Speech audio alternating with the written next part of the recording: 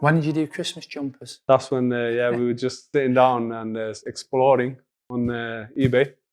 Came across a US seller selling Christmas jumpers at $50. So for us, it's like, wow, we get £4 or £5 a jumper here. This is $50, right? Yeah. So let's just experiment a few. I mean, it was summertime. We had not much to do apart from just stock gear. So we experimented a few, put some, I went, you know what, they're a little bit more mature. So the ones that we saw were like, your Fair Eye, like your granddad jumpers and that. Okay. So I went, all right, the concept's nice, but I need to make them a bit young. So they appeal to the younger audience. I need to make them cheesy. So we just Googled cartoon characters and put Christmas hats on them. Yeah. So just Santa hats and like cartoons. So one was a penguin with his arms open. Yeah. And he had like a Christmas red hat on it. So I showed it to a few more guys. They all laughed at me. They go, what the hell are you doing? Like, no one's going to buy this joke of a jumper. Yeah. So I went, all right, fine. So I already had an outlet. I went, all right, I saw it on eBay. He's a US seller. I'll be the UK seller. So opened an account on eBay, listed the listing. And around about, I think it was in August when we listed it. So it was about 60 units. And it was a Friday when we listed it. Came on Monday morning and we couldn't find the listing. So when we listed it, it said it takes about 24 hours for it to show on eBay and everything on the search rankings. So every Monday, I'm like, all right, you know what? It should be here now. I should be seeing mine on the first page of my life. You type in Christmas jumper, just the buzz that you're right there on the top. And I couldn't see anything. So I'm like, yo, what's going on? Have we not done this right? So started looking everywhere, typing all sort of combinations just to get the listing to be shown. And went to the back end of the listing and it's showing as cancelled. So looked into it further, and in 2 days, the whole stock had gone. So the listing had ended. August. Yeah, in August. This was in August. Christmas jumpers gone. We're like, no way, this can't happen. Looked at it, legitly, all 60 units gone. So we're going, okay, wait, this might be huge. We've got to plan this right now. So the next time when we relaunch it, we don't want the listing to stop because how eBay works is, or back in that time was, you had two options, good till cancel, or just put a set number of quantities. And then when it sells out, the listing finishes. Yeah. So next time we did more research, it's more beneficial to do a goods till cancel one where basically until you don't cancel it, it doesn't go. So the more sales it has, the stronger the ranking. That's how their algorithms work. We then thought, you know what, before we launch it, let's get some different colorways in. So obviously Christmas colors were the green, the reds, and the blues.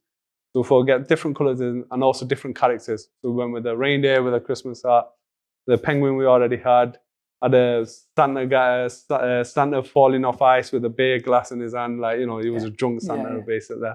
And we also had some little, like, don't remember back in the day, like Tetris games. So we had like a little Santa figure made in those blocks of Tetris, like that. So it's like a retro Santa. Put all them up. Probably, I think, from mid-August to about end of December, we sold about 70,000 units at £35. So the equivalent of $50. Yeah. At retail price. Yeah. That's when I got the bug for e-commerce. For me, it was like, you know what? Retail is what I want to do. And from there, we started looking at, right, what else? Now Christmas is over. We've got this client How base. did you cope with all the demand and getting it out and that kind of thing? It was a struggle. I remember once there was a time where the weekend, and this is how insane it was. I think we had orders, papers. So we used to print the papers back in those days. There was a pile when I went into the dispatch room. It was about that big. And I'm like, geez, that must be 2,000 orders in there. But luckily, in that time, next day or the urgency wasn't as much as it was now. Yeah. So like now, if they pay for next day delivery, they expect it the next day. Back in that time, it was like, okay, I've ordered it. And also like, it was selling in August. They didn't really need it in August, did they? So like, I've ordered it, it'll come here. And then, Christmas jumpers day became a thing as well, which was, I think, in the pipelines then. And next year actually officially became a thing or something like that, where, people started actually making it an office thing where Christmas jumper days are one. Yeah. So for us, it was more about, listen, there are a lot of teething issues, but as long as we can make sure we honor every order, it shouldn't really be a problem. We can apologize if someone's had an issue, or we can refund their delivery charge. Right? There's always a way around it, but as long as we can fulfill the order. Last thing you want is take the money and not fulfill it. Yeah. So luckily we fulfilled every order. And you placed, you were manufacturing these or not? Yeah, we were still manufacturing. So we actually had a side room in the factory. Yeah. that had all the online operation going out. It wasn't Okay. even a big room. It was Yeah. like probably the size of this with a leaky roof. Like Yeah. honestly, it was like literally just the spare room in the factory. And we then thought, all right, you know what? It's a start. We'll see how it goes. Because for us, we didn't expect it to be as big as it was. Like 70,000 units in like 4 months is insane, right? And it went mad. So next year, everyone heard about it. That, because the thing that I won't say we made a mistake, but I probably wouldn't have done now, is that we started outsourcing the jumpers just to keep up with demand. So I let others, all my competitors, be aware of something that they weren't really on. Okay. But again, you can call it like greed or whatever, but like, hindsight's a great thing. But yeah, I probably wouldn't have done that if I was reversing time. I probably would have just sold enough what the factory could have made. Yeah. So I could have got a longer run out of it. Sure.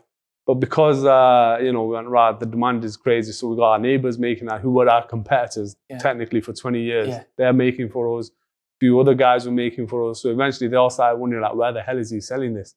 We're making it and the guy can't even keep up with the demand. Yeah. Where is he selling this? So they started doing their own digging around. And the thing with eBay is, back in those days, I don't know if it's still there, they tell you how many units the seller has sold. So a few of the competitors found out, Ras, he sold 70,000 units. There's one selling every second here, £35. I'm paying them $5.50. Yeah. So they started doing their own maths. Yeah. So then they're like, next year we're just doing this ourselves. Yeah. So the next year. Next year, there was like, it went competitive. It was still all right, don't get me wrong. Like, it went to about 20 quid a jumper. Yeah. So there was still money there. Yeah. The year after, it went really bad. That's when like people like Primark got hold of it, like, and Asda, George and all them, where it was like £10 a jumper. Yeah. Yeah, but they were importing it, so we were Yeah, UK manufacturers. So that's when you couldn't really keep up with it, basically. It's like, there's some money left.